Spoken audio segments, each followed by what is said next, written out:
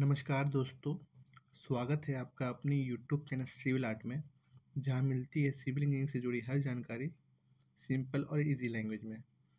दोस्तों, जब भी घर का निर्माण में बीम और कॉलम का इस्तेमाल होने लगा है, तब से घर में 10 इंची की दीवार का इस्तेमाल भी बहुत कम हो गया है।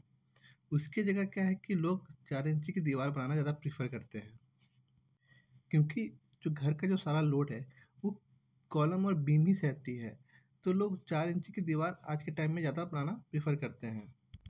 और आज के टाइम में 4 इंची की दीवार लोग सिर्फ पार्टीशन के तौर पर बनाते हैं, जो कि सही भी है एक तरीके से, क्योंकि क्या है, उनका पैसा भी बचता है, साथ ही साथ उनका जो काम है वो भी हो जाता है और ये मजबूती भी मिल जाती है कुछ हद तक। पर लोग ये भूल जाते हैं कि अगर 4 इंची की दीवार को अगर मजबूत ना बनाया जाए, तो क्या हो सकता है कि भविष्य में बहुत तरह की समस्याएं आ सकती हैं। तो आज की इस वीडियो में मैं आपको 4 इंची दीवार बनाने के आपको कंस्ट्रक्शन टिप्स दूंगा कि आपको स्टेप बाय स्टेप आपको कैसे बनाना चाहिए 4 इंची की दीवार, जिससे क्या है कि आपकी 4 इंची की दीवार मजबूत भी बने, साथ ही साथ आपके जो भविष्य में किसी भी तरह के आपको क्रैश देखने को ना मिले। इसलिए वीडियो को पूरा जरूर देखिएगा। दोस्तों, वीडियो की शुरुआत करने से पहले आपसे छोटी सी रिक्वेस्ट है, अगर चैनल पर पहली बार आए हैं तो चैनल को जरूर सब्सक्राइब कर दीजिएगा और वीडियो पसंद आता है तो लाइक शेयर जरूर कर दीजिएगा, ताकि कंस्ट्रक्शन से जुड़ी ऐसी इन्फॉर्मेटिव और प्रैक्टिकल वीडियो मैं आप तक पहुंचा सकूं। दोस्तों, जब भी 4 इंची दीवार की बात आती है तो उसमें आपको फर्स्ट क्लास ब्रिक का इस्तेमाल करना चाहिए।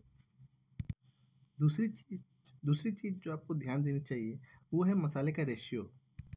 आपको 4 इंची दीवार के लिए हमेशा आपको 1:4 रेशियो का ही आपको मसाला बनाना है, जिसमें आपका 1 पार्ट सीमेंट का होगा और आपका 4 पार्ट आपका बालू का होगा।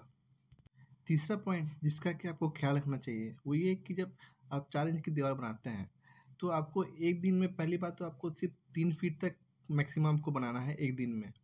दूसरा ये कि आपको 2.5 फीट से लेकर आपको 3 फीट की हाइट में आपको एक सील बैंड जरूर देना चाहिए, जिसकी मोटाई कम से कम 3 इंची जरूर होना चाहिए और उसमें कम से कम आपका 8 mm का 2 सरिया जरूर होना चाहिए।